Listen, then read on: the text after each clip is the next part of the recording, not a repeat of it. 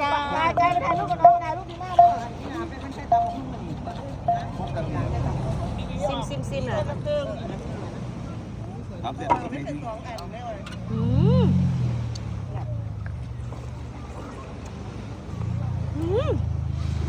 รสเด็ดเท่เลยเนาะแสบอีนี้พร้อมมาได้จ้ะ